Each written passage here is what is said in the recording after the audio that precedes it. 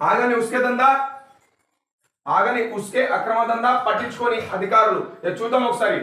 సామాన్యులకు తప్పని తిప్పలు ఉస్కే అక్రమ రవాణాకి ప్రశ్నించిన విలేకరికి అధికార పార్టీ నాయకుడు బెదిరింపులు. ఇక బెంగాల్ ఉస్కే అక్రమ రవాణా 3 పువ్వులు 6 కాయలుగా అందచందంగా నడుస్తున్నది. కొంతకాలంగా ఉస్కే అక్రమ రవాణా యథేచ్ఛగా కొనసాగుతున్నది. ఉదయం కప్పలవాగులో నుంచి డంపు చేయడం, రాత్రి అయిందంటే భారీ లారీలలో రవాణా చేస్తున్నారు. ఉస్కే అక్రమ రవాణాకు అడ్డుకట్ట వేస్తున్న అధికారులు చూసి చూడనట్టు వేరేస్తుండడంతో ప్రభుత్వానికి లక్షల రూపాయలు గండిపడుతున్నది. సామాన్యులు ప్రభుత్వానికి చలాన్ కట్టిన దొరకని ఉస్కే ఈ అక్రమదారులకు మాత్రం సులభంగా లభించడంపై సర్వత్రా విమర్శలు వ్యక్తమవుతున్నాయి.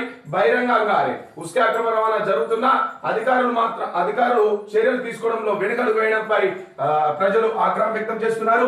ప్రభుత్వం మారడంతో అక్రమ రవాణాకు రెక్కలు. ఇక ప్రభుత్వం మారడంతో ఉస్కే అక్రమ రవాణాకు రెక్కలు వచ్చాయి. గత ప్రభుత్వంలో ఉస్కే రవాణాకు కఠిన ఆంక్షలు ఉండటంతో అక్రమ రవాణాకు వీలు లేకుండా పోయింది. ప్రస్తుతం అధికార పార్టీకి చెందిన నాయకులు యథేచ్ఛగా ఉస్కే అక్రమ రవాణా మొదలు పెట్టారు. ఇంత జరుగుతున్న అధికారులు మాత్రం తమకు పట్టనట్లు వ్యవహరించడంపై పలు అనుమానాలు తావిస్తున్నాయి. ఇక ప్రశ్నిస్తే బెదిరింపులే. ఇక బెంగాల్ మండలంలోని ఉస్కే అక్రమ రవాణాకు ప్రశ్నించిన విలేకరిపై అధికారులు పార్టీ నాయకుడు బెదిరింపులకు పాల్పడ్డాడు. తిట్ల పురాణం మొదలు పెట్టాడు. ఉస్కే రవాణాకు అనుమతి ఉందా అని ప్రశ్నించడంతో లారీ డ్రైవర్ సదరు పార్టీ నాయకుడికి ఫోన్లో సమాచారం ఇచ్చాడు. దీంతో ఆ నాయకుడు ఫోన్లో విలేకరిపై తిట్ల దండకం మొదలుపెట్టి బెదిరింపులకు పాల్పడ్డాడు. ఇక మీ ఇష్టం వచ్చిన చోట చెప్పుకో అంటూ దుర్భాషాడారు. ప్రస్తుతం ఆ మాటల రికార్డింగ్ సోషల్ మీడియాలో చక్కర కొడుతున్నది.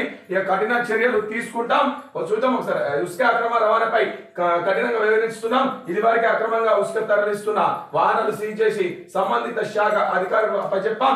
ఉస్కే రవాణాకు ప్రభుత్వ అనుమతులు తప్పనిసరి. అక్రమంగా ఉస్కే తరలిస్తే చర్యలు తీసుకుంటామని బెంగాల్ ఎస్ఐ హరిబాబు తెలిపారు. అదేవిధంగా చూద్దాం.